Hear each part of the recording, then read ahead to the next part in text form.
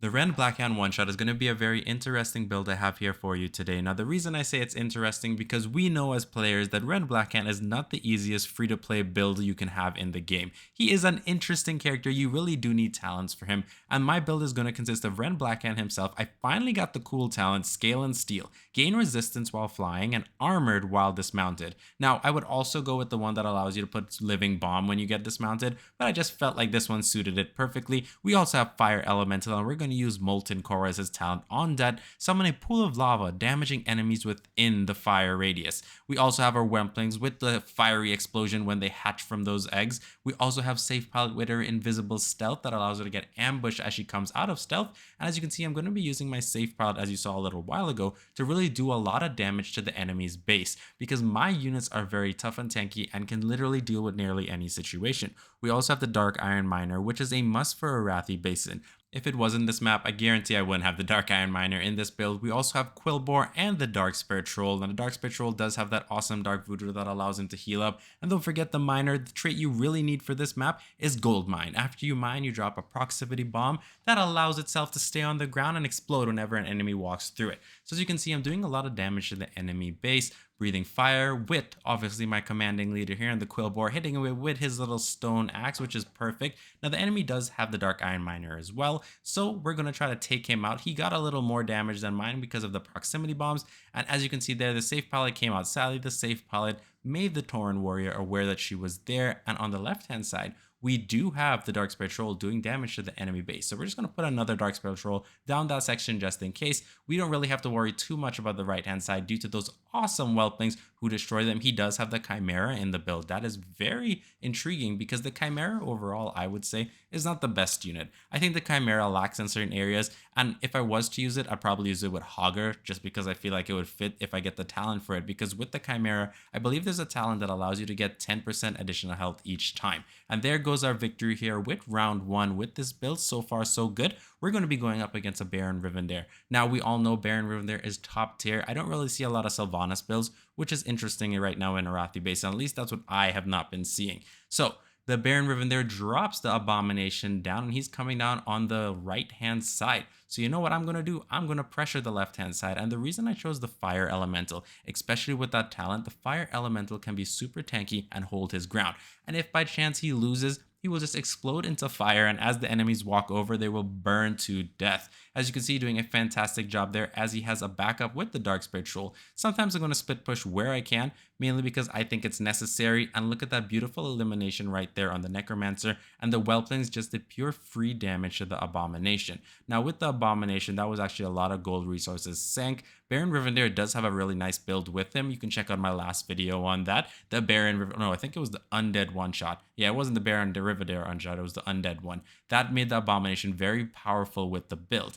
Now, as you can see here, we're collecting resources, and we are actually pressuring our enemies so well right now, they're having a problem reacting. The Abomination is probably not going to help them as much because he just cannot counter the sky, and that's just bad luck on his part, mainly because Ren Blackhand does have those aerial units. But the Whelplings, I must say, is such a great addition. Now, I normally would use the Drake, which would be another air unit, but the reason for Arathi Basin, I need the Dark Iron Miner. And out of all the units in this build, I felt like he was the one that would replace the Drake. That would be very nice. And I think we're going to come out on top here with this nice GG, adding some extra fuel to the fire with the Safe Pilot, and there we go. The sticks came and they destroyed that tower like it was nothing. We have about 6 more days of the making of this video before we get the next tower, which is going to be the Rocket Tower. Now, the Rocket Tower is going to change a lot for the game. And the reason I say that, one of the big things I'm excited with the Rocket Tower is the simple fact that Maiev is going to be more viable. Yes, don't get me wrong, she is okay, but she is literally F tier right now because of these AoE towers. Unbound just really aren't cutting it.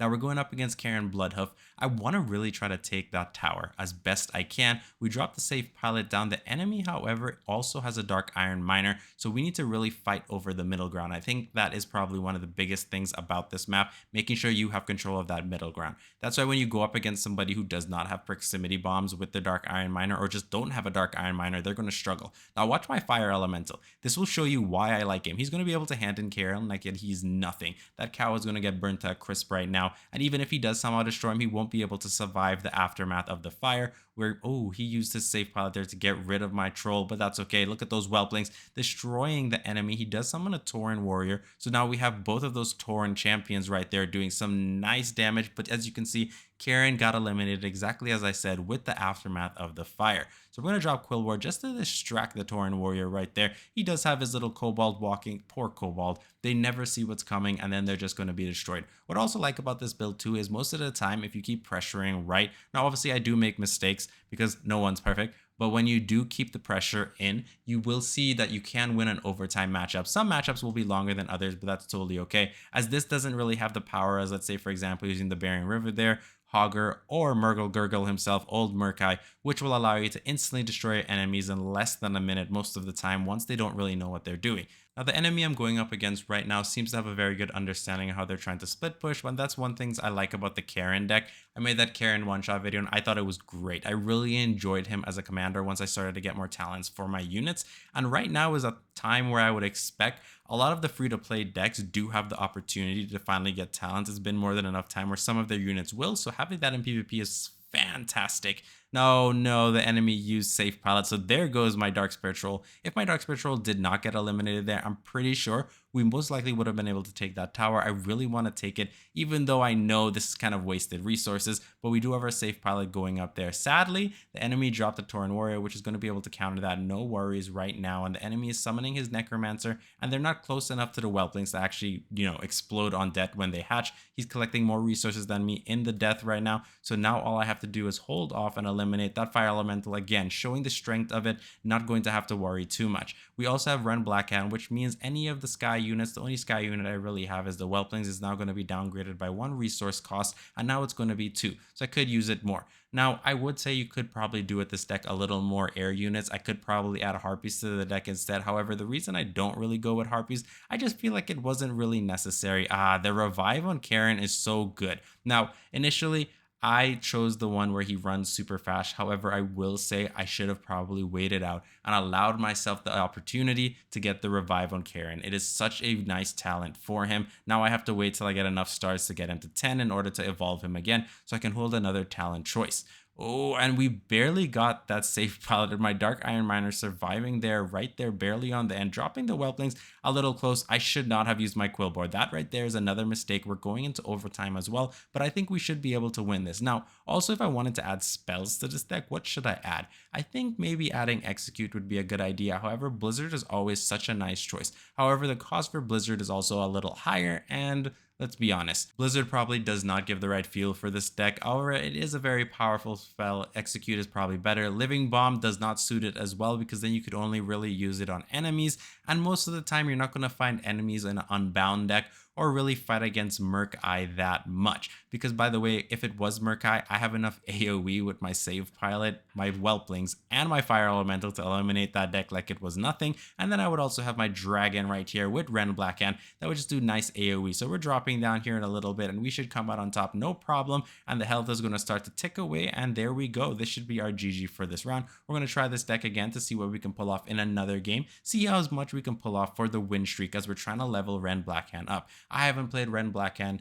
in PvP, I think, ever. Well, I wouldn't say ever. I probably played him a lot in the beginning in Season 1, and then I just kept losing because I didn't have a lot of talents for him, and I couldn't really make him work. So that's why I'm very happy to say I was finally able to obtain some. So we do have control over the middle mine, and we eliminated the enemy's safe pilot. The thing is, this is a Baron Rivendare deck, but it also has these mages. So Baron Rivendare has the beautiful talent that allows him to summon skeleton mages instead of warriors, and that's something I need to worry about because getting those mages, this will be the real test right here. If those mages build up enough with the current tower, they can literally start to destroy me, and the pressure is not something I want to fold under. Now, obviously, if I had a spell, it would do a little better. Look at the Fire Elemental taking a lot of the damage. The enemy does use his safe pilot, so there goes my Dark Spirit Troll. I could also probably switch my Dark Spirit Troll out with something, but as you saw right there, when my Fire Elemental exploded, it was more than enough to get rid of the enemy Huntress, which is one of their tough units, it seems like, in their deck. So they have safe pilot right now, guaranteed. They have Ghoul, Baron Rivendare, and they also have the opportunity of Huntress, which is a very nice unit. It can solo, well, I wouldn't say solo towers, but it can do a lot of damage to the main base tower without taking a lot of health damage. I don't know, I'm kind of stuttering there, guys. That's okay. Now you can see the Ghoul being targeted. There is Ren Blackhand dropping to the ground, but he has armored and he's not going to have to worry about the Huntress. As you can see, eliminating her, no problem. I also got some talents for Grommash. Now, Grommash is awesome. I finally got the mirror image challenge, which is one of the talents I wanted from the great beginning of this game because I just thought it was super cool. No, I don't play warrior in World of Warcraft because I think that's kind of lame, but that's just me. But Grommash is pretty awesome having mirror images. It always reminds me of Dragon Ball Z. Those two mirror images are very weak. We're going to drop our Dark Iron Miner and our Safe Pilot. Now, the Dark Iron Miner is there to collect those resource nodes. He does use his Baron Rivendare to literally try to counter. Is the Safe Pilot going to be able to survive? And she does, but it wasn't able to survive the backhand from the tower, and that's totally okay. I was hoping it would have, so I would have just kept whittling away at the enemy's tower, because really, Safe Pilot is the only way I can do constant damage to it once he doesn't counter it.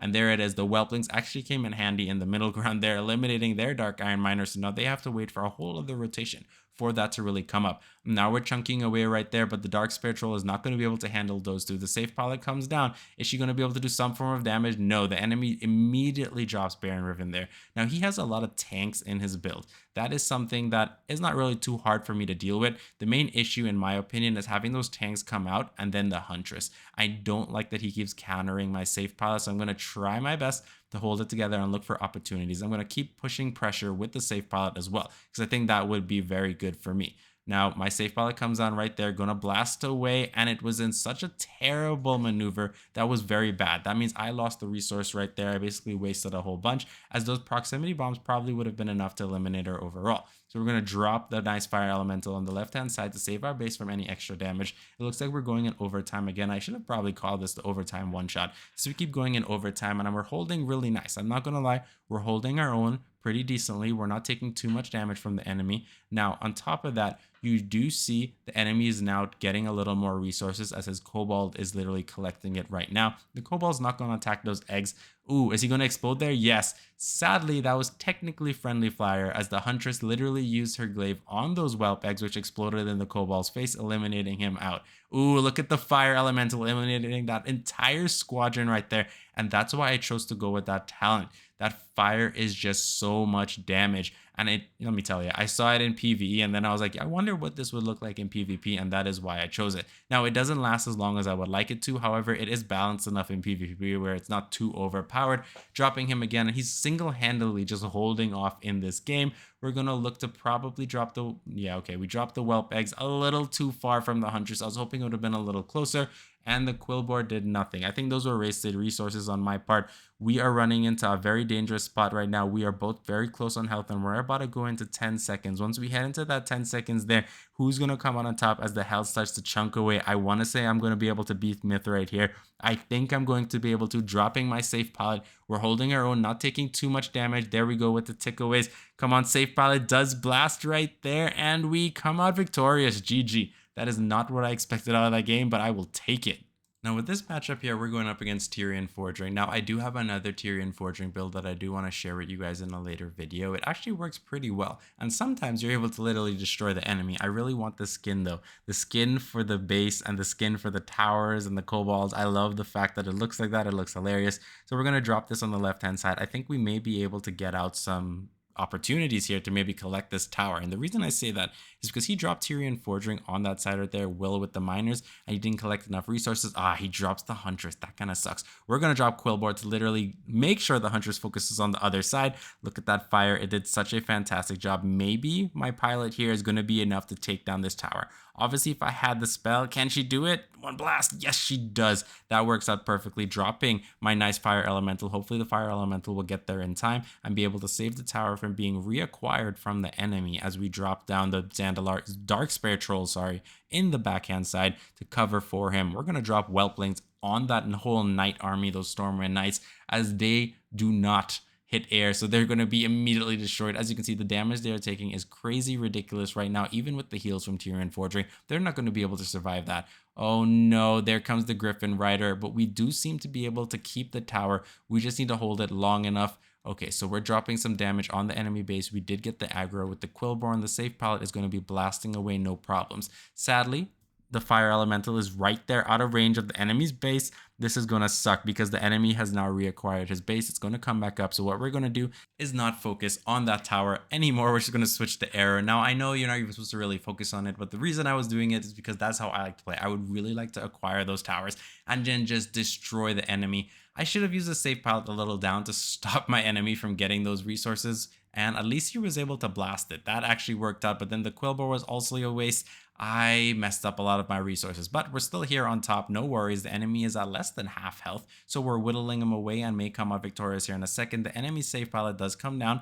so maybe we do survive. Okay, so we were able to eliminate the enemy save pilot and somehow stay alive with our whelplings right there. The Griffin Rider is not really going to do much as we place Rend Blackhand, our nice air unit there who does mass AoE, and you can see here we got our forces eliminated, but on the right hand side that Dark Spirit Troll is still there full health and seems to be uncontested, so he's doing some nice damage. The enemy does use a Griffin Rider, and that should be more than enough to eliminate my unit. He's so close, maybe what, 28% health. We're gonna drop the safe pilot there. He drops his as well on he drops it on my Dark Iron Miner, so we're not going to be able to collect the rest of the resources. But look at our safe pilot blasting away right now. It's working out in our favor. He does drop Tirion Fordring. He has probably less than, I would say, 5% health. 2 more blasts from a safe pilot or 1 from a Dark Spirit Troll, 1 or 2 again from the Dark Spirit Troll should be enough.